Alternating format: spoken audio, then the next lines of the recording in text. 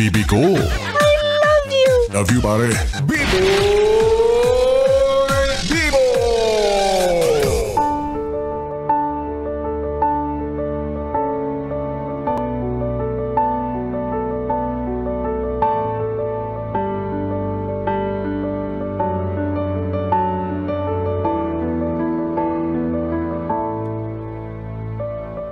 Yes, friend, ako'y nagbabalik, DJ B-Boy Bibo, para sa ating tuloy-tuloy na BB Time tungkol sa usaping pagpapaubaya.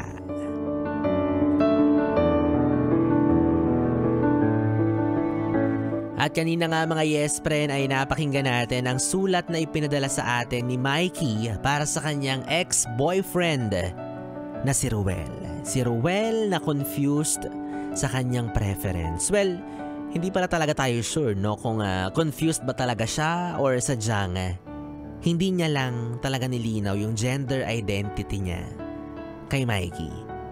Diba? Mahalaga yun eh. Mahalagang malaman ni Mikey kung ano talaga yung preference niya. Not because pinipressure siya, not because chismoso lang itong si Mikey, but because Mikey is his partner. May karapatang malaman ni Mikey kung ano ba yung mga natitipuhan, nagugustuhan, mga standards ng jowa niya. Kasi jowa niya yun eh. 'Di ba? Para alam niya, para aware siya kung ano yung mga signs kapag yung etong si Ruel naghahagusto na sa iba. Kasi hindi niya alam kung sinong kalaban niya, 'di ba? Kung lalaki ba o babae ba, 'di ba? Mahirap na, nakaka-paranoid, nakakapraning 'yun.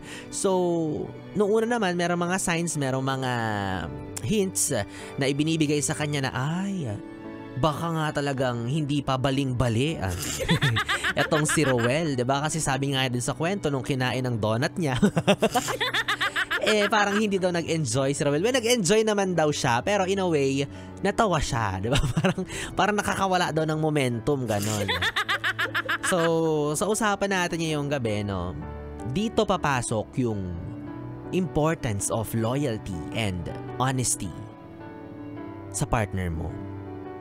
Sabihin na natin na baka nga naman talagang seryoso rin si Ruel sa kanya, 'di ba? Baka nga naman seryoso talaga yung pagmamahalan nilang dalawa. Then one day nasira lang sila dahil bumalik yung ex-girlfriend ni Ruel, 'di ba? Take note, hindi lang basta ex kundi ex-girlfriend. So doon nagbago ang lahat.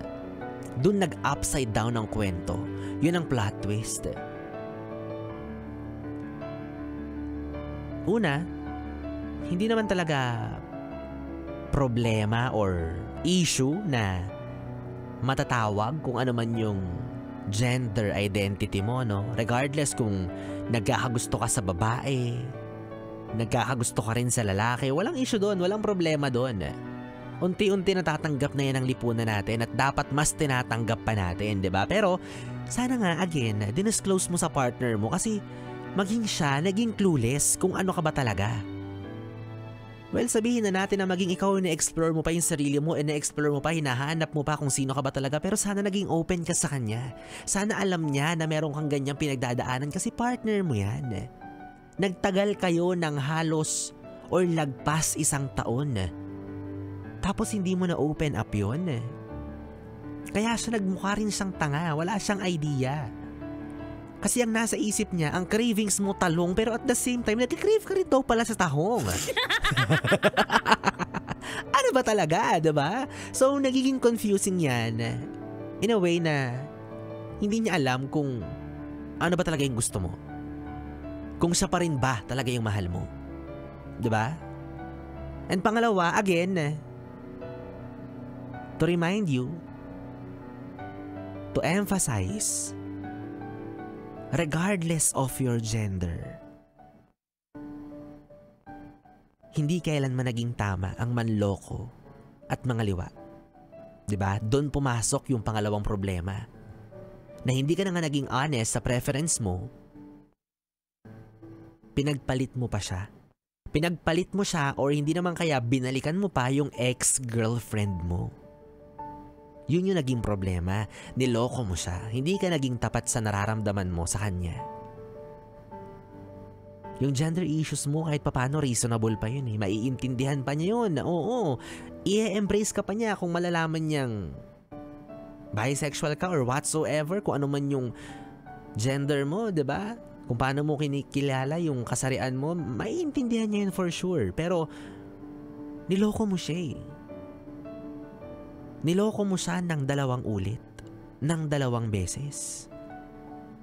Yung panloloko mo, paano mo ipapaliwanag yun?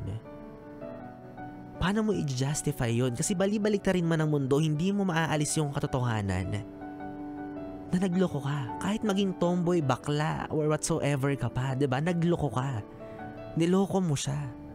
At yun yung naging main issue natin dito. Again, no pressure and no issue kung ano man yung preference mo, paulit-ulit yung sinasabi, no? Pero hello, wag mo naman gamitin na excuse yan para manloko. Wag mo naman gawing dahilan yan para lang sabihin mong, sorry, nahanap ko pa kasi yung sarili ko eh. Sorry, confused pa kasi ako.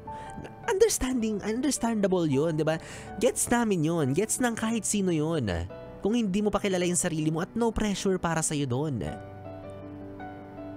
But again, uulit-ulitin ko rin na ang problema dito, nagloko ka nga. Niloko mo siya, binalikan mo yung ex mo, pinagpalit mo siya.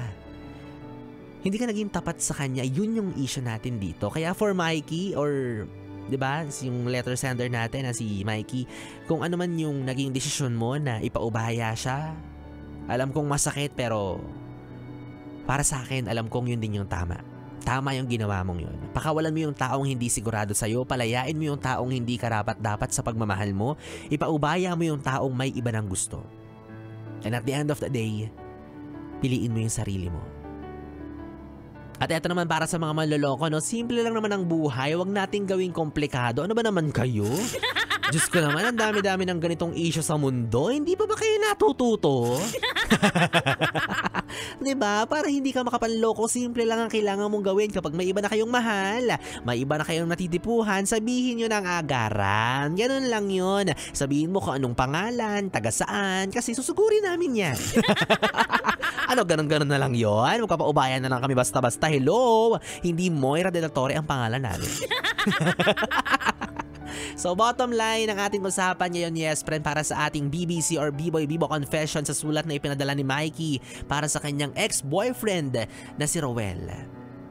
Hindi man kayo nagkatuluyan sa dulo, at least nagkatikiman naman kayo. Yes! Yun naman ang mahalaga doon, di ba? Nagkatikiman kayo. Hindi, nagkatikiman ng masarap at matamis na pag-ibig, na pagmamahal. Diba? Yan naman ang mahalaga doon. Sabihin mo ng maloko ka ng paulit-ulit, basta ang mahalaga alam mo sa sarili mo na nagmahal ka at kahit papaano, masasabi mo sa sarili mo na minahal ka. So that's it, diba? Love, love lang. Kahit taga-yes tayo, love, love lang.